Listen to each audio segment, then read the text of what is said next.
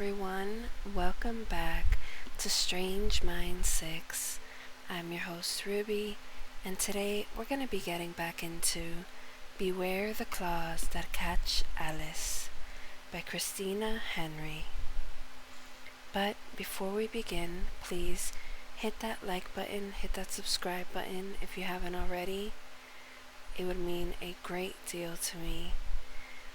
And where we last left off was chapter 13. So without further ado, my dear friends, grab a snack, grab a drink, or sit back and relax. And let's get to this. Chapter 13. Alice handed the card to Hatcher, who read it out loud. Could he have been here? Alice asked. I don't see any footprints. Nor I, he said. He must be watching us somehow. Alice felt the back of her neck prickle. It was not a very nice feeling to think that someone was watching you from afar, to feel that you had no private moments. If he is watching us, Alice said, then he knows the mermaid was released and that she is coming for him. Yes, Hatcher said, and he will also know that I killed Theobald. Theodore won't like that, Alice said, thinking of the big guard who had scowled at them. I'm not concerned with Theodore, Hatcher said, with the ease of a man who has killed many and survived much.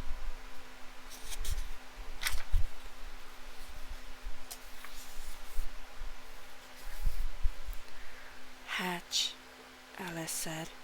She picked up one of the sandwiches, considering.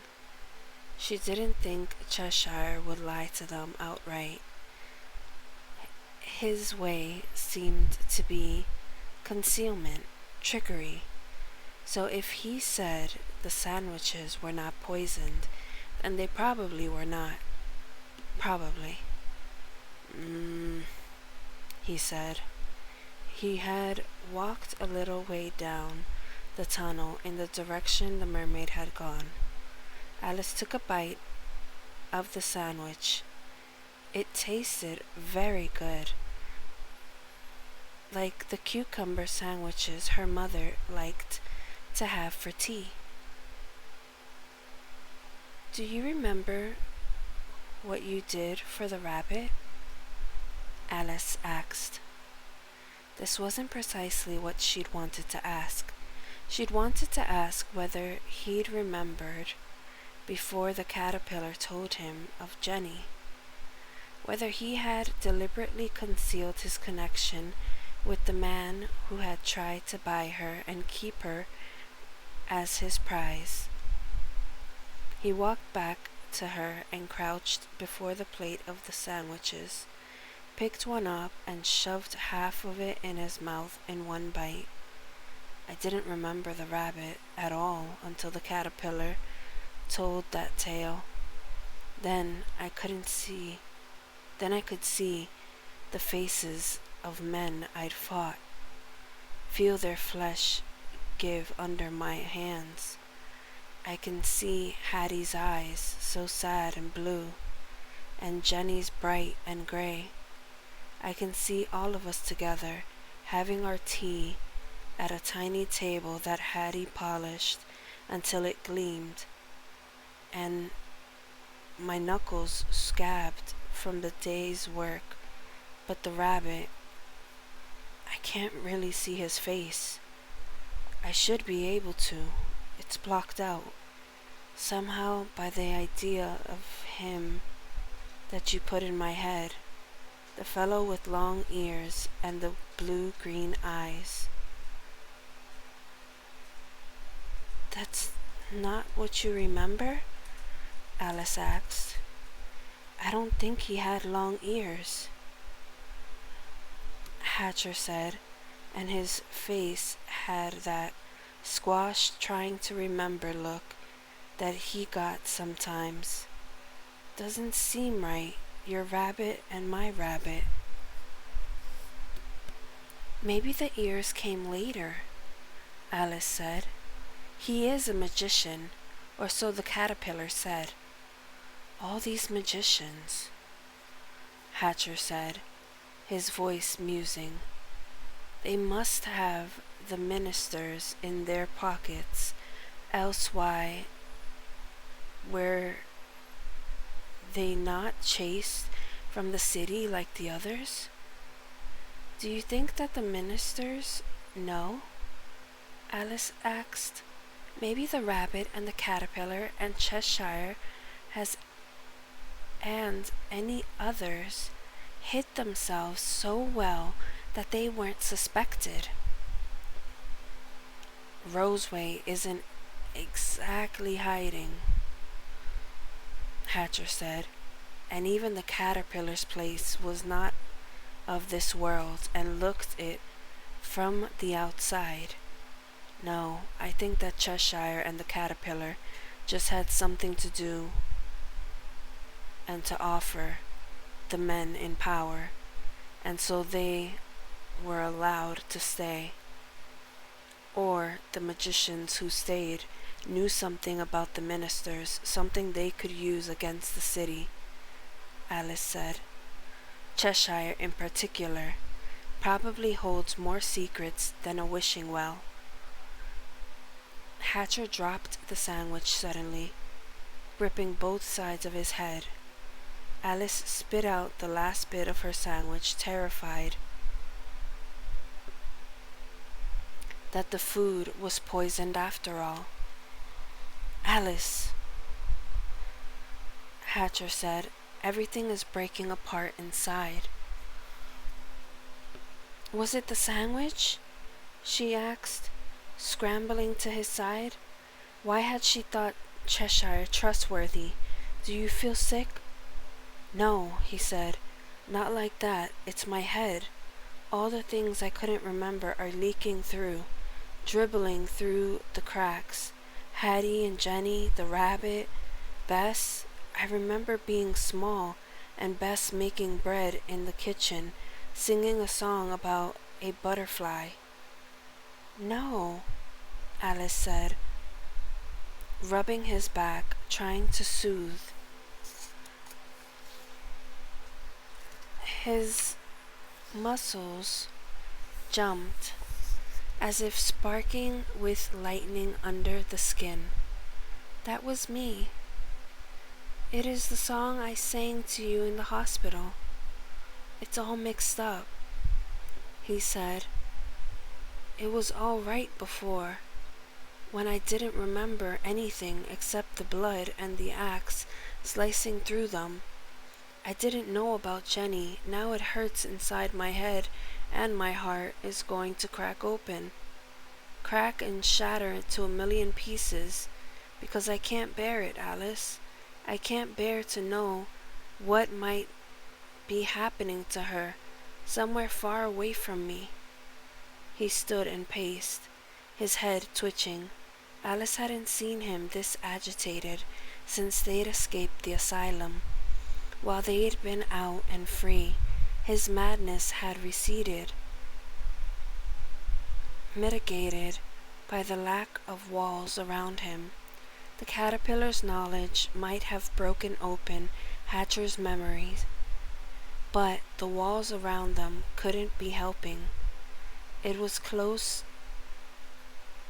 in this tunnel, and there was no sense of freedom, only a forced march on a singular path.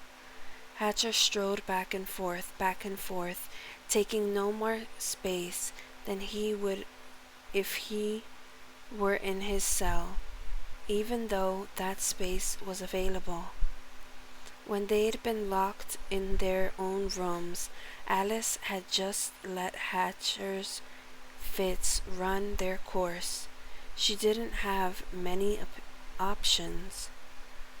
When they were in separate rooms, many nights she'd fallen asleep to the sound of him ranting and pacing on the other side of the mouse hole. Now, she wasn't certain what to do. He might lash out at her if she tried to stop him, but he might be lost to her if she didn't. She deliberately placed her body in his path. He plowed into her, but she kept her feet, putting her hands on his shoulders and forcing him to look at her. His eyes rolled in the back of his head, the whites showing like a frightened horse. "Hatcher," she said, "we will find her. First we'll find the rabbit, then we'll find the Jabberwock, and then we'll find Jenny. We will find her." Alice wondered whether this meant they would be doomed to wander forever like Gilgamesh in the old story, seeking something they couldn't find. They didn't know where Jenny was, only that she was far away, and the little girl Hatcher remembered was grown now. She might not recall her father. She might even hate him. Hatcher's body vibrated under her hands. He was a taut bowstring, ready to shoot. "Be with me now," Alice said, putting her face close to his. "Be here with me. Everything else is in the past or the future. Don't think about them. Be here with me right now." She took his hand and placed it over her heart and breathed slow and easy, hoping he would follow her. A few moments later, he was following the rhythm of her breath so that their inhales and exhales matched. His gaze sharpened, focused, recognized that she was Alice. She smiled at him, but it was a tired smile. They had slept a little. They had eaten a little. There was so far to go still, and Alice was weary, and there was more fighting to come. She wished for a safe place to rest her head, a sanctuary for them to return to after their task was done. But there was no such place for them, and after the Jabberwock, there was Jenny. Hatcher nodded, letting her know he was all right.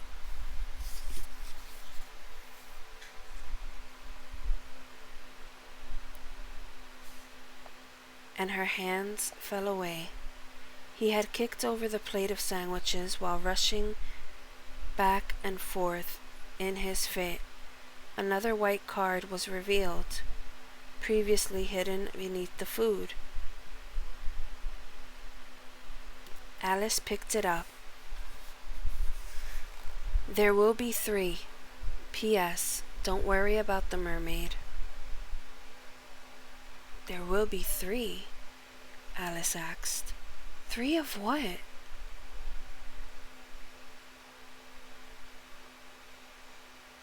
Hatcher stilled, waving a hand to silence her.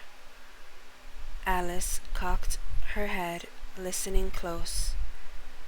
There was a sound of claws scraping in the dirt and the tunnel ahead, and something else, a kind of clicking, chittering sound.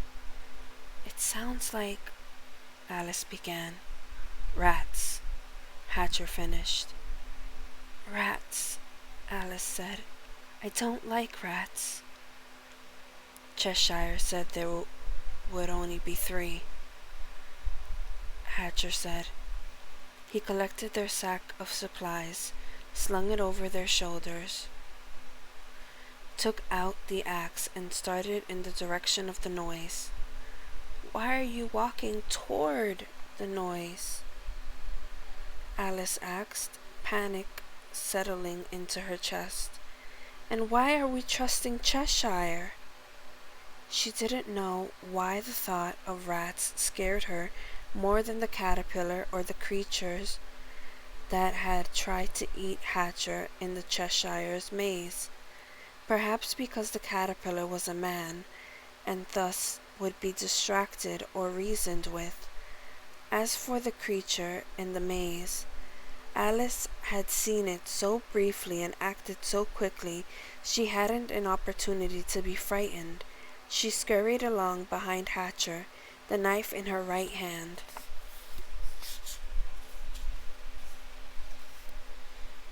I'm walking toward the noise because we will meet the cause whether we stand or move. Cheshire, well, the sandwiches weren't poisoned, were they? Hatcher said. There are such things as slow-acting poisons, Alice said. If Cheshire wanted us dead, he would have let the roses strangle us. Hatcher said. I think he wants us to prove we're worthy of his help. A few moments ago, you couldn't even think in a straight line, Alice muttered. Now you know what Cheshire's intentions are? Hatcher grinned. Just because I'm mad doesn't mean I'm not right. And you were mad not so long ago yourself. The chittering grew louder, faster than Alice wished. Why was Hatcher rushing toward their fate? Why not wait and hope the creatures turned around, went in another direction? Because Hatcher, whatever his flaws, would always pick a head-first fight. And Alice, because she had chosen him, would always be dragged with him. Alice saw their eyes first, burning red out of the darkness. Then the teeth flashed, sharp and vicious. Hatcher paused, set his feet apart, blocking the tunnel. Alice resisted the very strong urge to cower behind him. These were very large rats. Very, very large rats. Rats the size of horses. The lead rat would be able to touch its nose to Hatcher's chest. Their horrible, furless tails dragged along behind their enormous bodies. Alice hated rats' tails most of all. There was something primal and repulsive about them, serpentine, and yet not. There are more than 3, Alice said. There was something like a dozen or more, all moving steadily in their direction. She would never believe anything Cheshire told her. In fact, she heartily hoped she would never encounter that strange little magician ever again. Yes, Hatcher said, and raised his axe as they approached. You can hardly kill them all, Alice said. He smiled again, and Alice saw the longing inside him for blood and mayhem. I'll enjoy trying. The lead rat stopped when it was a few feet away from Alice and Hatcher. Alice wasn't accustomed to crediting animals with emotion, but something about the rat seemed frightened. It shuffled its feet in the dirt restlessly, shaking its head to and fro. Alice noted that the rat had a long white patch next to its mouth, almost like a scar from a knife. Will you let us pass? The rat said. Alice's mouth dropped open. She couldn't help it. She'd seen many strange things before, but never had an animal spoken to her before. There's no way to go,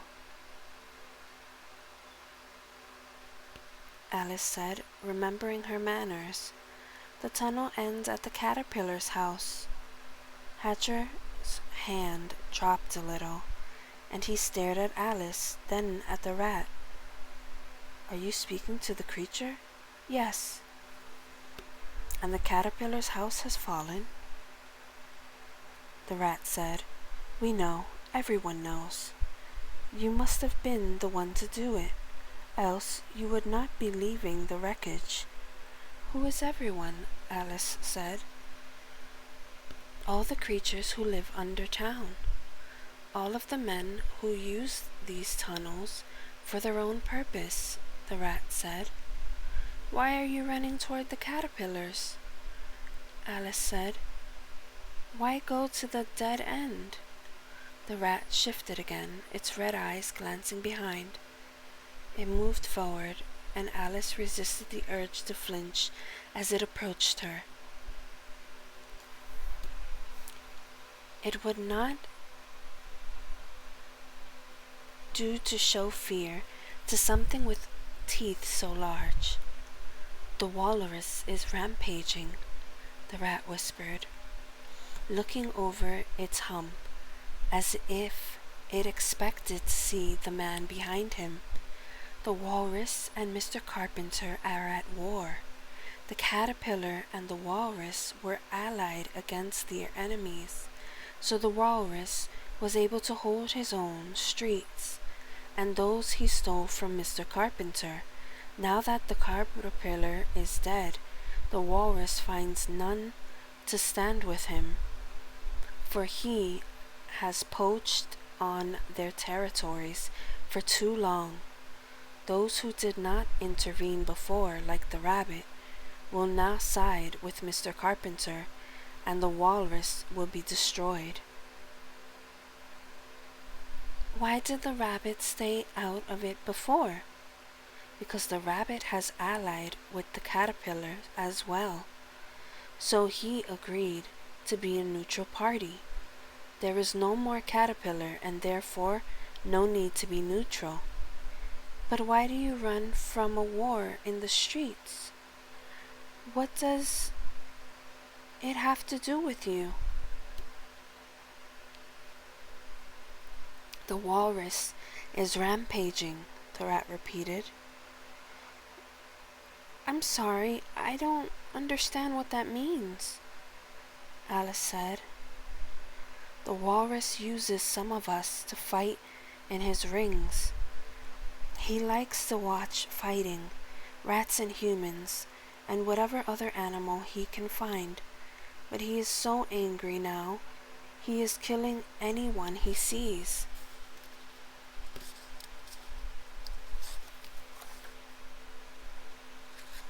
"Even those who served him loyally," the rat whispered again. "He's sworn to eat and murder whoever removed the caterpillar." "You mean murder and eat?" "No, I mean eat and murder," the rat said.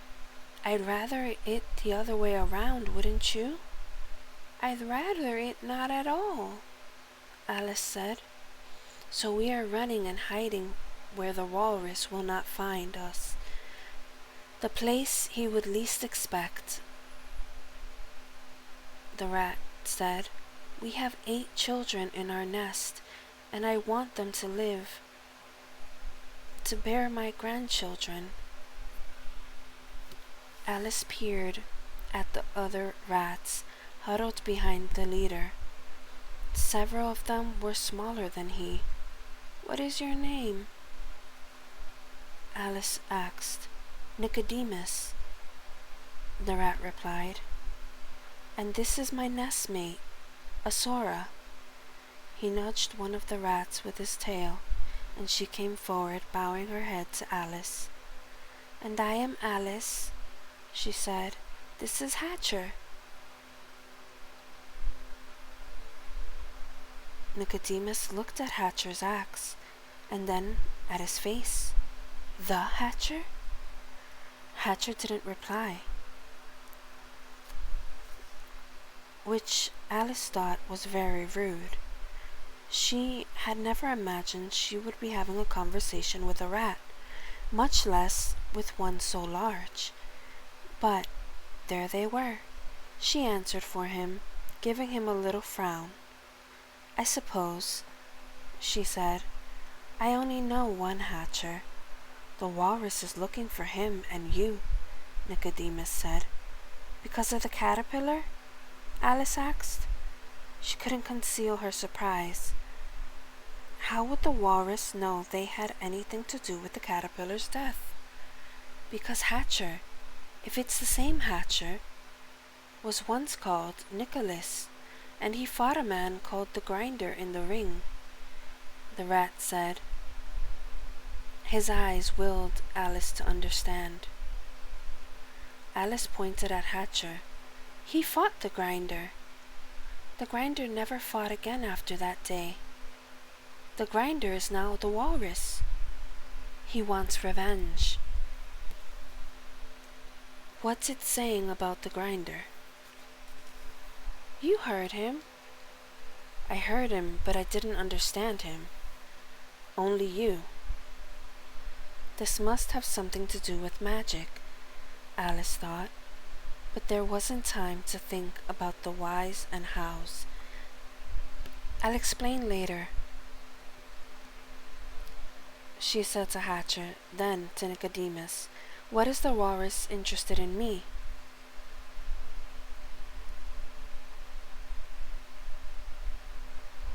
Do you know a girl named Dolly? Nicodemus asked. Dolly? Her face went blank. Dolly? Hatcher said. The silly serving girl? The one you made me give money to? Oh, Dolly, Alice said, and she remembered the flash of cunning she'd seen on the girl's face. She went straight to the walrus and told him I was a magician, didn't she? Yes, the rat said, although it didn't do her any good. The walrus took a liking to her right away. Alice shuddered, for she knew what that meant. Dolly had met the fate she had so feared. The walrus very much desires the flesh of a magician. He knows many, but has no such power himself. Nicodemus gave Alice a meaningful stare. Alice decided then and there that she would ask Hatcher to take her head from her neck before she would be brought before the walrus. How is it that you know so much? The walrus speaks freely before us, for to him we are only dumb creatures, exotics for his ring. The rat said, most humans do, so we hear many things. Our smaller kin know every secret, for they live inside the walls and under the streets, and men do not hide their worst actions from us. May I ask, if it's not impolite, may I know how is it that you are so much larger than the others of your kind? Alice didn't like to say rats. They might prefer to be called something else. Magic, of course. An elixir sold to the walrus by the caterpillar, but not, I think, made by the caterpillar, Alice thought. That was Cheshire's magic. A cake to make you small and a drink to make you tall. What would you have done if you were not a magician and could not if I were not a magician and could not speak to you? Nicodemus flashed his teeth at her, and it was not a smile. If you did not speak, we would have fed you to our children. Alice was very glad that Hatcher could not understand the rat. Thank you, Alice said, nudging Hatcher to one side. He went, but very reluctant. Thank you for warning us of the walrus's intention. I wish you and your family well." The rat bowed his head at Alice. "I hope you do not cross paths with him. He is not so kindly as the caterpillar." The caterpillar was not kindly at all, so Alice took the remark in the spirit it was meant. The walrus was worse. Alice and Hatcher pressed against the cave wall to allow the rats to pass by. The passage was so narrow that several animals brushed against them. Alice held her breath, trying not to smell their musky animal scent of them, trying not to shudder as the swipe of their fur and their tails. Finally, they were gone, their chittering and claws scrapes fading in the distance. Hatcher gave her a questioning look. Alice sighed.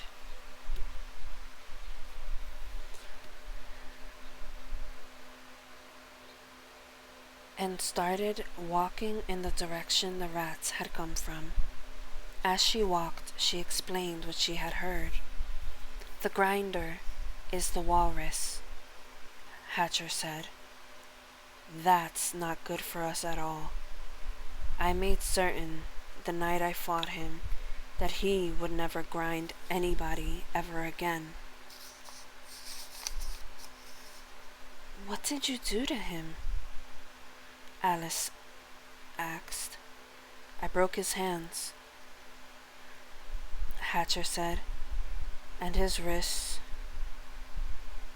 Someone, the rabbit, I think, told me later that they never healed right, that the bones are knotted and twisted under his skin."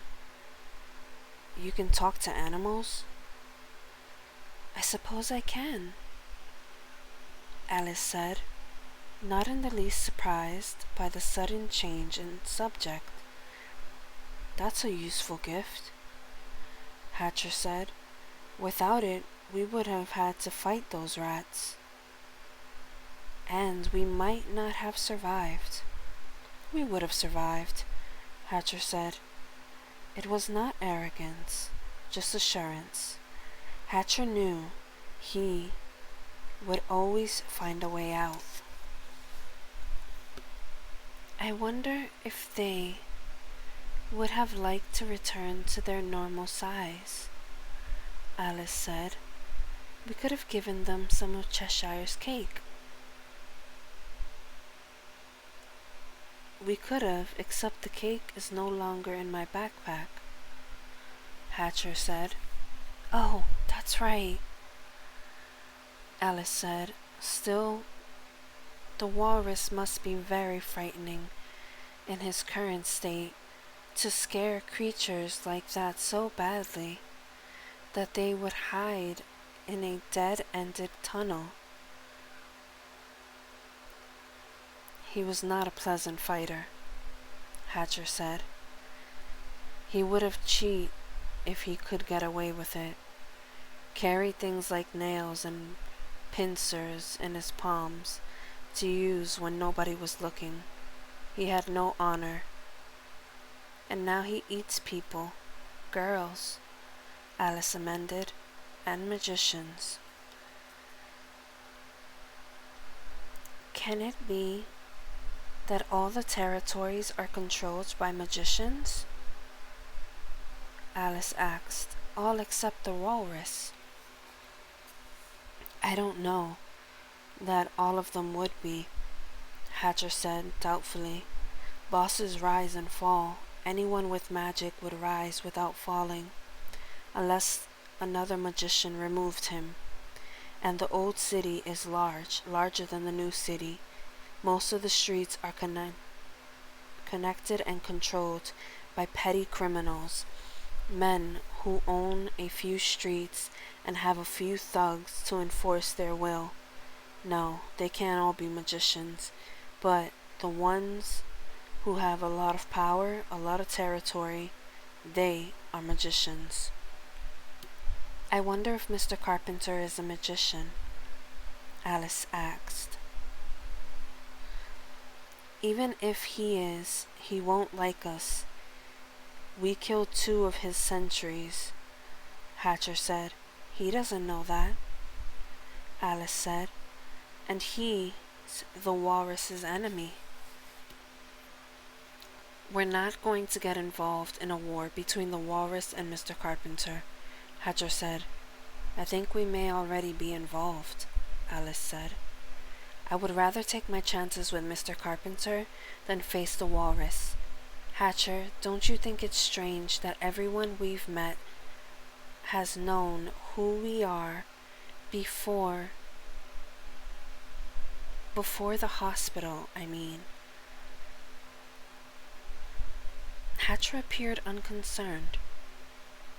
We drew the attention of important men before and after.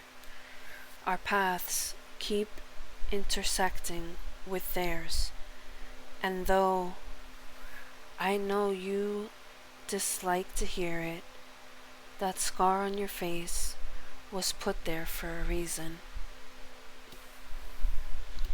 So that anyone who saw me would know what the rabbit had done, so that I would never be able to hide from him, Alice said, touching the long ridge that ran down one side of her face. She'd hated the scar at first because it made her ugly. Now she hated it because it revealed her story to everyone she met. Everyone who knew of Alice and the rabbit. Even after the rabbit was dead and gone, she would still have his mark. She would never be able to forget him, but he was never able to forget you either.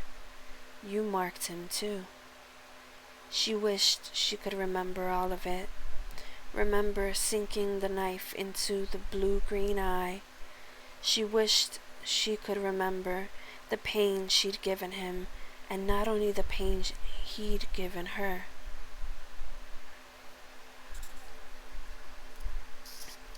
Alice was thinking hard on that memory, trying to recall, so she wasn't really paying attention to where she was going.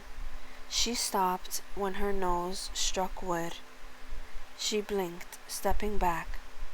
Hatcher was frowning. Well, Cheshire did say there would be 3, he said. And that is the end of chapter 13, my dear friends. Tune in next video to hear chapter 14.